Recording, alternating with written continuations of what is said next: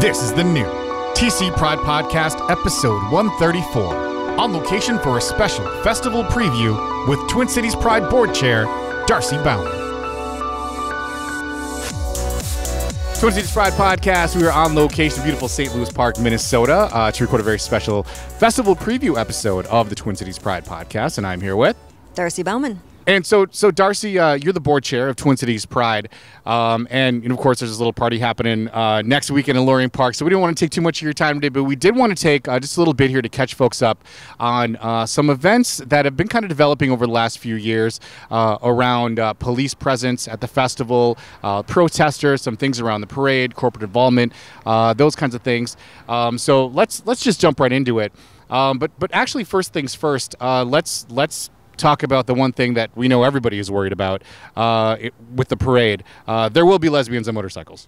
There will be lesbians on motorcycles. Okay, you heard it here first. Okay, that would be a big deal if that wasn't happening. So we got that out of the way. Agreed without it. Exactly. Okay, so we want to make sure to talk about all these other things too. So I guess I'll just let you take it from there. Where did you want to start? Yeah, since last year we have had the opportunity to speak with and reach out to both the protesters and reach out to MPD regarding their participation in the parade this year. After some discussion, MPD has decided not to have a contingent in the parade this year, and it's kind of interesting. We will not have the initial police vehicle this year. After discussion, they've decided that having the police on the side to be there if we need them to be there, to clear if we need to clear, will be enough. Okay. And so I guess the other sort of thing that's been going around that we should probably address, the elephant in the room here. So the police are not banned from Twin Cities Pride this year. Is that accurate, I guess? They are not banned from Twin Cities Pride. They're not banned from the parade. They're not banned from the festival. Okay. So because that was kind of that was what was going around last year, like, and it's social media, right? So things get posted and rumors start to spread, and that was the big thing that was going around, is that and headlines even like in some mainstream media that police banned from Twin Cities Pride as far as like a couple of years back, but that's not the case. No, and it's all about the conversation. It's about reaching out to organizations and seeing what they realize and how they understand what the presence. How the presence affects the community. Right. And having respect for that and trying to figure out and find ways to regain trust and what needs to be done and not to just try and force anything. And those are conversations that we've been able and we're happy to have had. And just because the police are not banned, like you said, that doesn't mean that the issues that have been raised by certain parts of the community have not been addressed.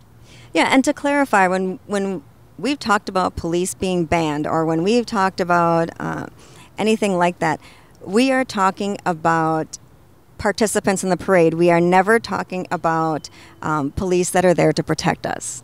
We need to have a certain amount of police to protect us. So when people are talking about that, there's been really a confusion of what we're talking about. So you talked about, the police have traditionally been there to keep everyone safe. There has been that contingent sort of out front of the parade in years past.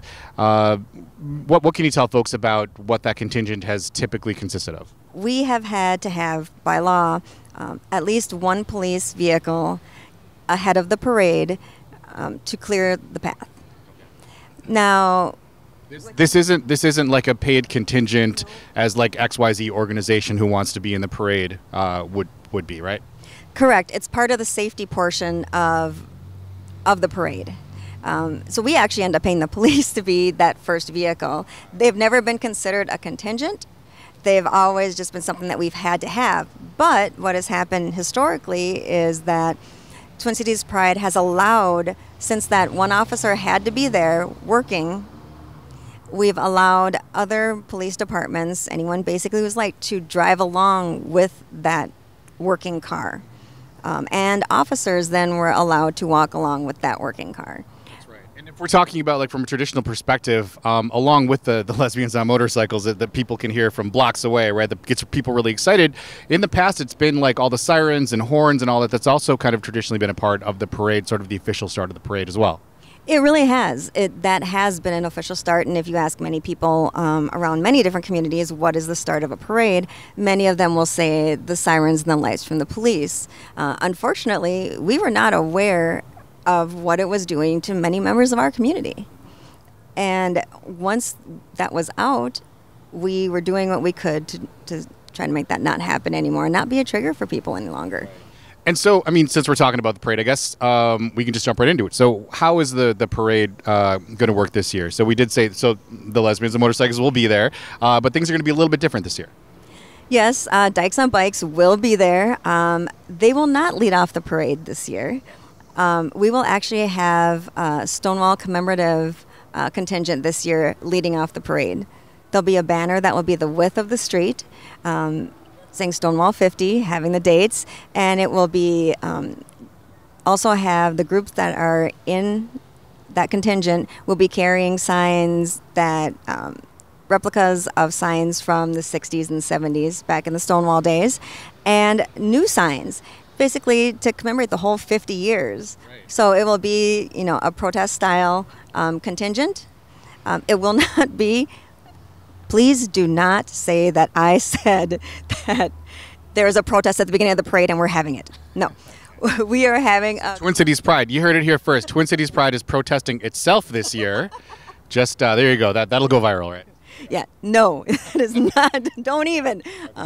No, but we are commemorating that initial uprising, you know, with not only pieces of what happened then, but what has happened in the last 50 years.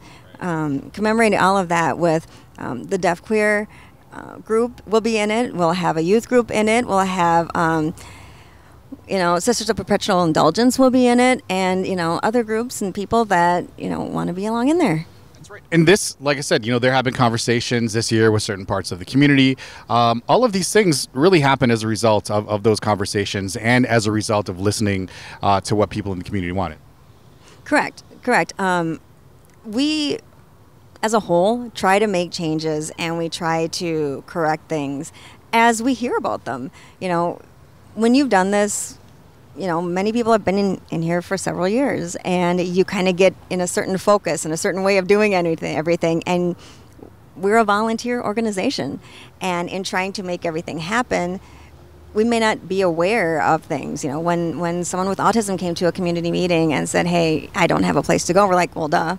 You know, when we talked about ADA access, you know, fine, we gave ADA access, but then wait a minute, they don't have access to a bathroom, so, you know, change that too, you know, and make it more prominent on, you know, buying ADA tickets and what's available and, you know, all those things. And, you know, also, you know, in the park, you know, there was an issue. People came out and said, "Hey, there's an issue. The police, they sit on top of the hill over by the P2P stage."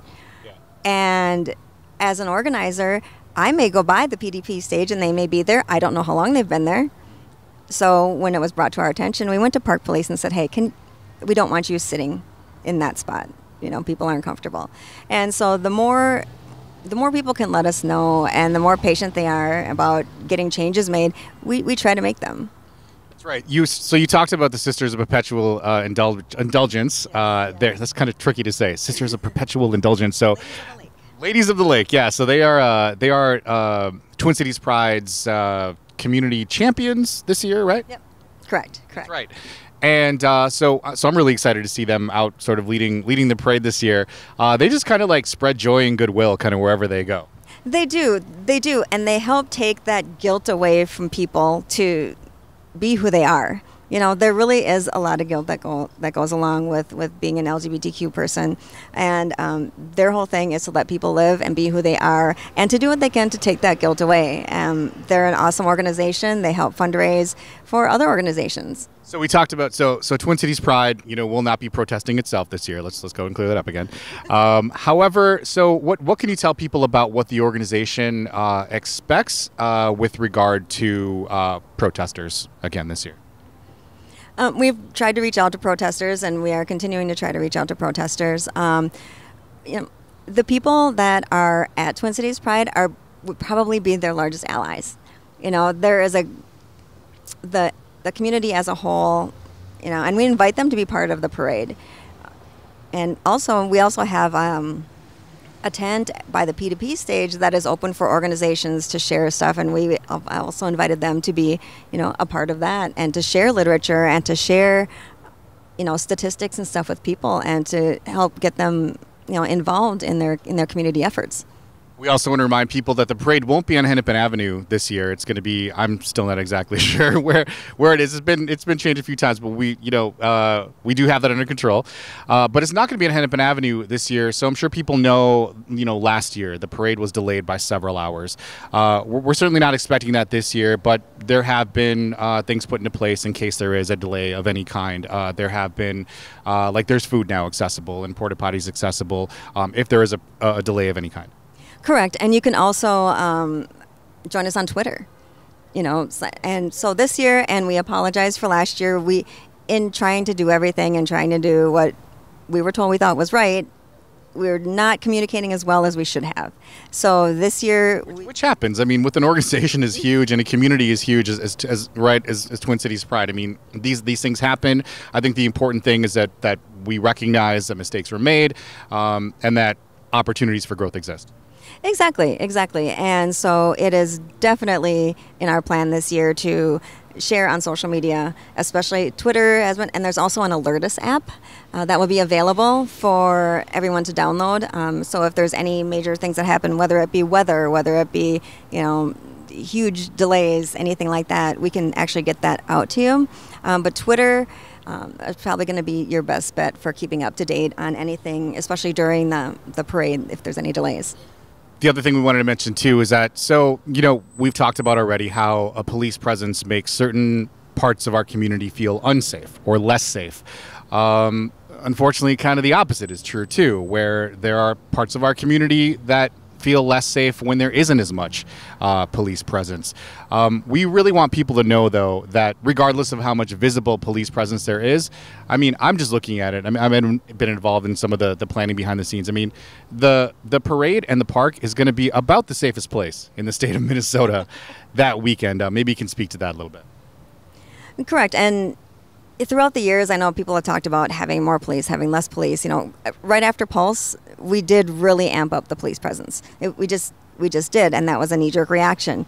But never have we lessened police presence or lessened the safety of festival and parade goers by reducing the number of police. That is just something that we won't do.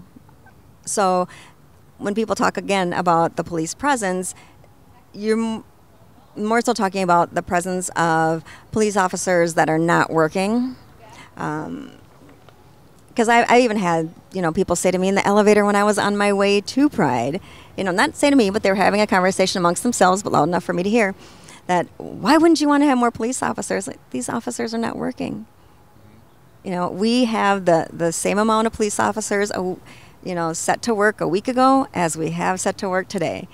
So, and we will always make sure that people are safe, not only with police, but we have other safety, we have a safety team that works along with police. We also have paid safety people, paid security. So our safety is very important to us. When you have that larger group of people, safety is a very big deal.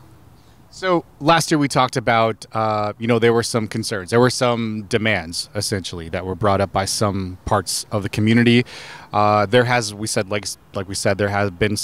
been some conversations around those demands and around those concerns. What can you say to catch people up on some of those things that's happened since then? Yeah, we were lucky enough to go to a community conversation held by another organization and actually talk to some of the people that were part of the protests, or part of the people that are part of the organization of the protests. Sorry, some of them were not involved in the original protests. And having a conversation, the demands seem to have changed a little bit from what we can understand, but we have not received a new list of demands. that was something that we had requested because we heard there was going to be a new list, and we had requested a new list and have not received a new list. So we were hoping to get that a little sooner than right next to Pride. Well, it sounds like the most important thing is that there are conversations taking place and that things have moved forward. I mean, it's not like Twin Cities Pride is just like had heard these concerns and was like, oh yeah, well, that's too bad, we're not going to do anything about it. It sounds like there has been some progress made, and there have been some conversations around it. I know, if I recall, one of the demands had to do around like corporate involvement, and we talked about this last time. We're really fortunate to have so much corporate support for the parade and for the festival, and that is the case this year, right?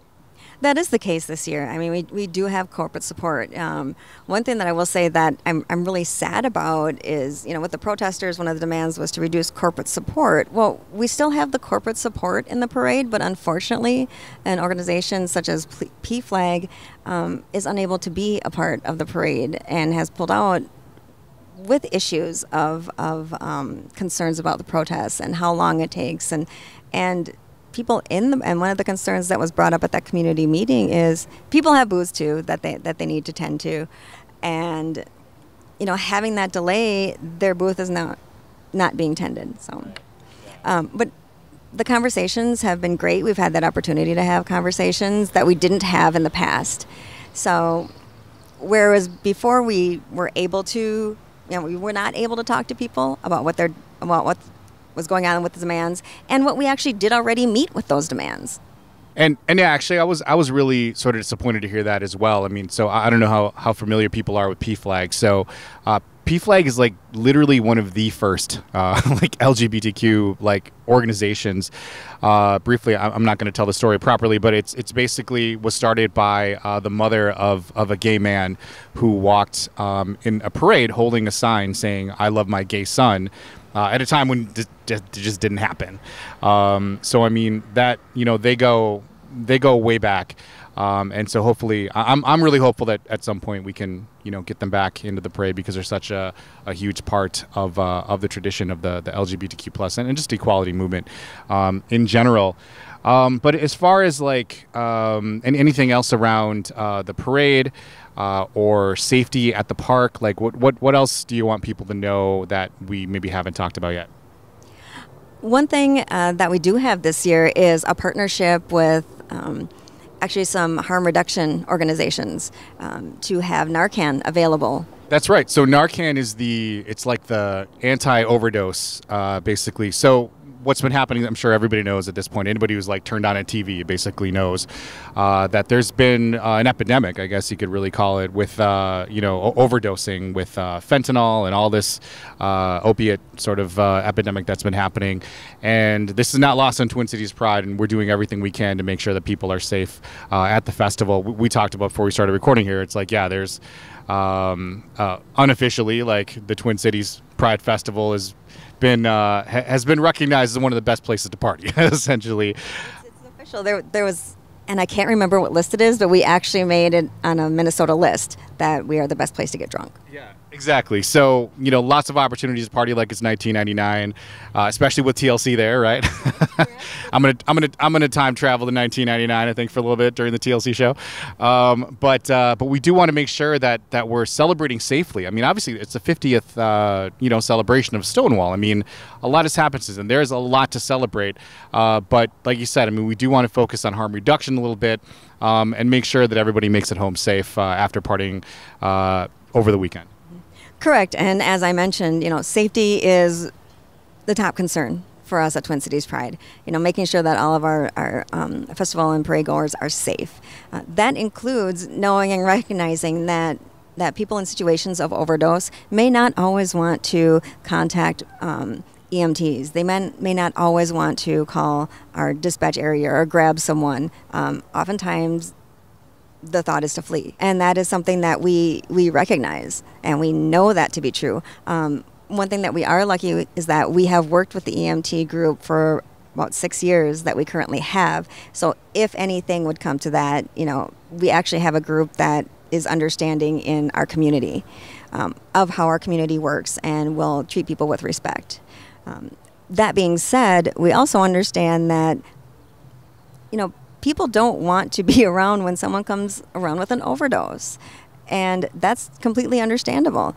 And so what we want to do is offer that option and be there in understanding that, things happen. Addiction has no boundaries. And it's not only addiction. If someone is out partying in a... It's an equal opportunity epidemic. Yep. Right? Yep. I mean, anyone, you can try it for the first time and have an issue, especially if you get... A lot of people probably do at Pride, actually, to tell you the truth. And some people may, because of, the area that you're in, some people may try something at Pride that they wouldn't normally do. And in trying to be safe, we also try and be realistic on things. We can have an ideology of things, but the real part is Minnesota, like many areas around the country, have an opioid epidemic currently. People are dying. We want everyone to go home alive. Mind you, some people who are partying might be hungover, but we want everyone... Might be a headache or two on Monday morning, but Correct, but we want everyone to go home alive. With that, we have partnered with harm reduction groups to make this happen. Our safety team has partnered with harm reduction groups to actually set up a call number and a text number. So if you find someone that is with you has symptoms of overdosing, please, don't worry about any legal issues, don't worry about anything else, but please reach out so that we can be there to save a life. That number to call is 612-255-3265. And the number to text is 612-516-3036. We also want to remind people, too, that, the administration of Narcan, has to happen within minutes, right? So, like you said, better safe than sorry. You're not going to get in trouble for, reporting something that you see. Aside from, making all the like safety things, no matter what event you're at, whether you're at a music festival or whatever it is, right? Obviously, travel in groups, make sure you take care of each other. If we think of the Twin Cities Pride community, the LGBTQ plus and allied community, we're all one big community. So let's make sure that we're taking care of each other. What we really don't want is a situation where someone is having a medical issue or someone is having an issue with an overdose and obviously needs attention. And literally hundreds of people could walk by in the time that it takes just to text part of the safety team to make sure, someone comes to check out the situation. Definitely don't feel like, and especially, in Minnesota, right, there's this whole, I don't want to get involved and I don't want to, right, let's put that whole Minnesota nice thing aside for that weekend and let's make sure that we're being, we're aggressively taking care of each other. Correct. And who's going to take care of us better than ourselves? So as a community, that's what we like to see. We want to see everyone, enjoy themselves. We want to see everyone take care of each other. And, part of the reason people come to Pride is for the sense of community. And part of that sense of community is, taking care of one another, understanding each other's issues. Someone may really not want you to call, but know that call, is for the harm reduction group. The number and the text number that I gave you is for our harm reduction group with Narcan. So. And as we're wrapping up here, like I said, we don't want to take too much of your time today. We wanted to talk about volunteering. So we talked to Ramona recently about how it's a little too late to get involved as an exhibitor or a vendor this year. We talked to Deshaun about how it's a little too late to get involved as a performer this year. However, it's not too late to participate in the community and get involved as a volunteer this year. No, it is never too late to get involved as a volunteer, especially at the festival and the parade. You can go to tcpride.org and go under volunteer to find the link to sign up for volunteering. And roughly in the park and for the parade, there's about a 4-hour shift that you would do. And with that, you will also get free tickets to a Twins game. That's right. Thank you, Minnesota Twins. And we feed our volunteers too, right?